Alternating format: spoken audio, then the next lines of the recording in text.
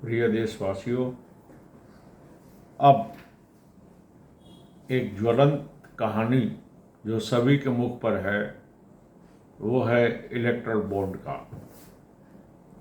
अब erectile bond की सच्चाई को समझने की कोशिश कीजिए।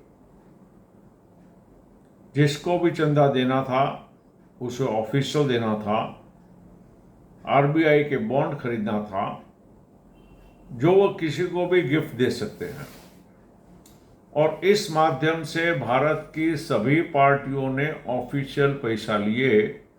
ये सबसे बड़ा फायदा इलेक्ट्रिक बॉन्ड का रहा। इतना ही नहीं, अगर हम सच्चाई जानना चाहते थे तो हम आज इलेक्ट्रिक बॉन्ड के माध्यम से सच्चाई भी जान पाए कि कौन सी पार्टी को कितने रुपये इलेक्शन में बॉन्ड के जरिए डोनेशन मिला है।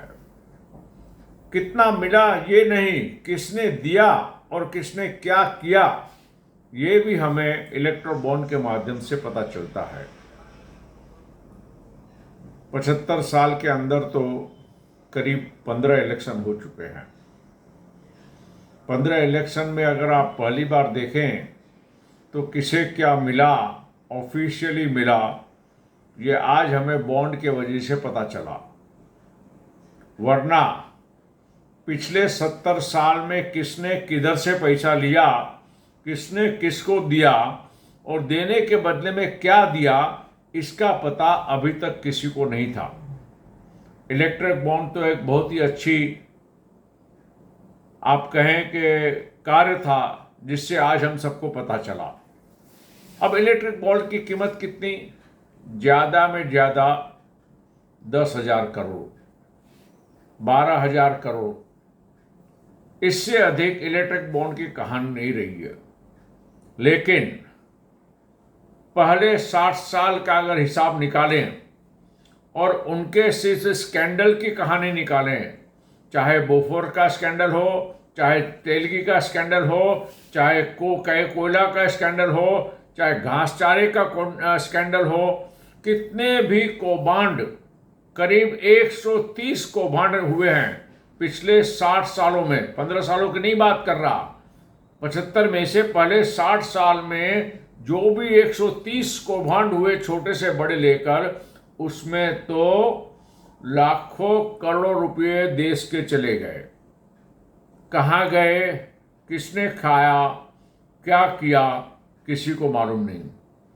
लेकिन आज मोदी जी के इलेक्ट्रिक बॉन्ड को लेकर सुप्रीम कोर्ट के जज को भी ज्यादा इंटरेस्ट आ गया।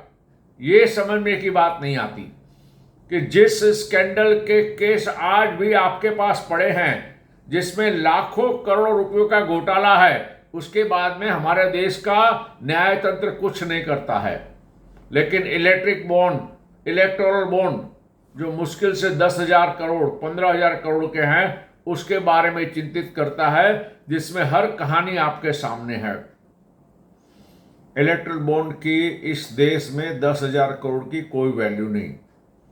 और देखिए, सवाल पार्टी की बात करते हैं, मैं एकदम समझ लेता हूं, लेकिन ये घोटाला तो 75 साल से चला आ रहा है। हर इलेक्शन में किस तरह से पैसे खर्च हुए हैं सभी को मालूम है।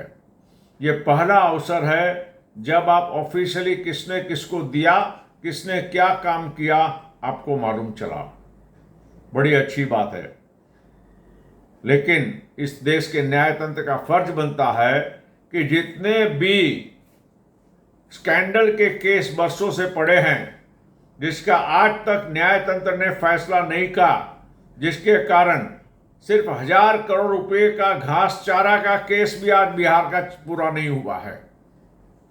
आप सोच लीजिए, जिसमें सिर्फ 1 या 2 पार्टी मिली हुई है, और ये तो सबके लिए था, सभी ने फायदे उठाए हैं। अब इस तरह की बड़ी बड़ी बातें कर कर बिना मतलब का किसी को बदनाम करना, ये बिल्कुल गलत बात है। और दुख तो इस बात का है कि हमारे देश का न्यायतंत्र किसी काम का नहीं। न्यायतंत्र का फर्ज बनता है कि जिसमें हजारों करोड़ के कौभांड और स्कैंडल हो गए, 60 साल से इस विषयों पर कभी भी हमारे देश के न्यायतंत्र ने गंभीरता से नहीं लिया। बात कीजिए राजनीतिक दलों की, व्यक्तियों की। आपने सुन लिया तेलंगाना के मुख्यमंत्री ने क्या कह दिया कि ऐसी पार्टी है जिसमें इटाली की वेश्या बैठी हुई है। अब इटाली की वेश्या हमारे देश में आकर अगर चलाए और ऐसे लोग जो बात करते हैं कि आलू में से सोना बनेगा, स्टोव में कोयला डालेंगे, इस तरह के इंटेलिजेंट लोग पार्टी के अध्यक्ष बनते हैं और पढ़े लिखे लोग ऐसे पार्टी की चमचागिरी करते हैं। मुझे तो देखो इस बात का होता है कि जिस आदमी को बोलने ही नहीं आता है, जिसको नहीं मालूम कि वो क्या बोल रहा है, उसका परिणाम क्या है, ऐसे लोगों के अंदर पढ़े लिखे बड़े बड़े एडवोकेट भी चमचागिरी करते हैं। ये इस बात का कहानी है कि वो सिर्फ पार्टी के पैसे से जुड़े हुए हैं, उन्हें न देश की फिक्र है न किसी की फिक्र है। ऐसे में इस देश की जनता अब तय करे। बार बार हमारे प्रधानमंत्री आदरणीय श्री मोदी जी ने एक ही बात कही है कि इस बार हमें 400 पार करना है। हम सब देशभक्त प्रेमियों का कर्तव्य है कि इस समय मिलकर हमारे प्रधानमंत्री श्री नरेंद्र मोदी जी को 400 पार सांसद बनाने में सहयोग करें। नकली नोट नहीं, लेकिन नोटबंदी ने कितने काले धन को बाहर निकाला। ये इलेक्ट्रल बोर्ड ने काले धन की जगह व्हाइट में पैसा आना आरंभ हो गया और आने वाले दिनों में और भी बहुत सारे स्कीम्स आएंगे जो हो सकता है कि हमारे देश को, जिस तरह की उन्होंने कहा है कि आज अगर हम 5वें नंबर पर हैं तो आने वाले दिनों में हम 3रे नंबर पर रहेंगे। आर्थिक परिस्थिति हमारी इतनी मजबूत होती जा रही है। अब ऐसे में हमारा कर्तव्य बन जाता है कि आदरणीय मोदी जी को और हमारे देश के दूसरे ईमानदार योगी जी को मदद करना है। ये परिवार वाले नहीं है, न इनका बेटा, न इनका आगे पीछे कोई, और अगर उनके भाई बहन सब कुछ हैं तो किसी की वो चिंता नहीं करते हैं। वो दोनों सिर्फ राष्ट्र की बात करते हैं। तो जब तक हमारे देश में आदरणीय श्री मोदी जी हैं, श्री योगी जी हैं, हम सबका कर्तव्य बनता है कि इस वर्ष हम वैश्या वालों को निकाल दें, जो बहुत ज़्यादा इंटेलिजेंट हैं ऐसे लोगों को निकाल दें, जिन्होंने पूरे उत्तर प्रदेश को गुंडा राज बना दिया था और बड़े बड़े गुंडे थे, ऐसे लोगों को निकाल दें। बिहार की बात क्या करनी है, आप देख रहे हैं जो कुछ भी हो रहा है। जाति और धर्म के नाम पर देश को बड़ा नहीं बनाया जा सकता, लेकिन वहाँ पर बिहार के अंदर, क्योंकि मैं स्वयं बिहार का हूँ, मैं झारखंड का हूँ, पहले बिहार था, मैंने देखा है। और जाति और धर्म के नाम पर देश हित की कोई बात नहीं करता, वो सिर्फ अपने हित की बात करते हैं, अपने परिवार के हित की बात करती हैं। और जब हमारे देश में हमें आदरणीय मोदी जी जैसे और योगी जी जैसे व्यक्तित्व के हाथ में बागडोर है, तो हम सब मिलकर उनको 400 सीट, 400 सांसद को जिताने में हम सब अपना तन मन धन लगा दें और पूरी ताकत के साथ। ये इलेक्ट्रल बोर्ड की कोई वैल्यू नहीं है। अगर 6,000 करोड़ तो छोड़िए, 10,000 करोड़ भी है तो कोई महत्व नहीं है, क्योंकि 60 साल में लाखों करोड़ का स्कैंडल हुआ है। और ये बॉन्ड तो सभी पार्टियां हमेशा इलेक्शन में खर्च करती आ रही हैं, इसे बहुत बड़ा महत्व नहीं दिया जा सकता। अभी आपको पता है कि किसको दिया, किसने क्या किया, लेकिन पिछले 60 साल में कितना रुपया किसने खर्च किया, आपको क्या किसी को मालूम नहीं। विदेशों में लोगों ने अपनी संपत्ति लेके रखी है, जिसमें से एक संपत्ति तो अभी भारत ने खरीद ली। आप सिर्फ छोटा सा पता कीजिए कि मुंबई का दिल्ली स्टेशन का मालिक कौन है।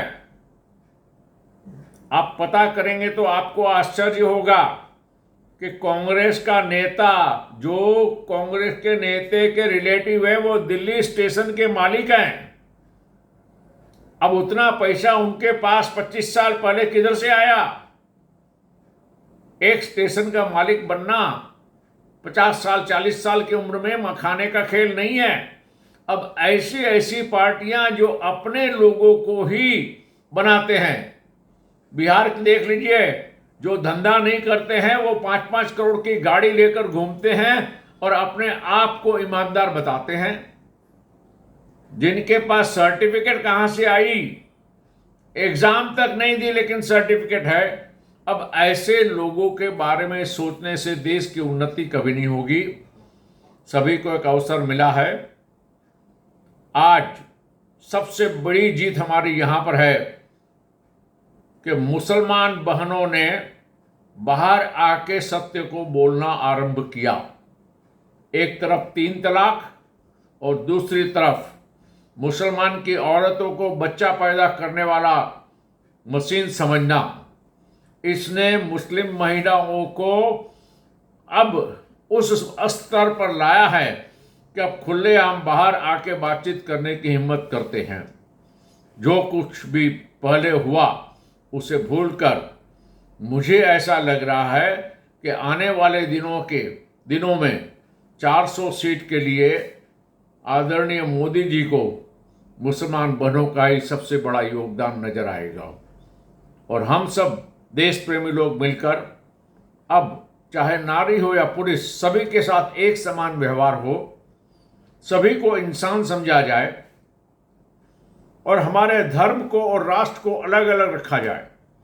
राष्ट्र के नियमानुसार चलेगा, धर्म आप अपने घर में मनाइए, आपको जैसे मनाना है मनाइए, लेकिन राष्ट्र रहेगा तो धर्म रहेगा, राष्ट्र नहीं होगा तो धर्म कैसे रहेगा। और फिर मुसलमान के बारे में आपका क्या कहना है? देख लीजिए चाइना को, देख लीजिए नॉर्थ कोरिया को, और अब तो पूरा यूरोपियन यूनियन आने वाले दिनों में ऐसा कानून बनाता है जहां पर उन लोगों को वीजा ही नहीं मिलेगी, और जितने लोग हैं अब अगर गलती करते हैं तो उन्हें तुरंत बाहर निकाल दिया जाएगा।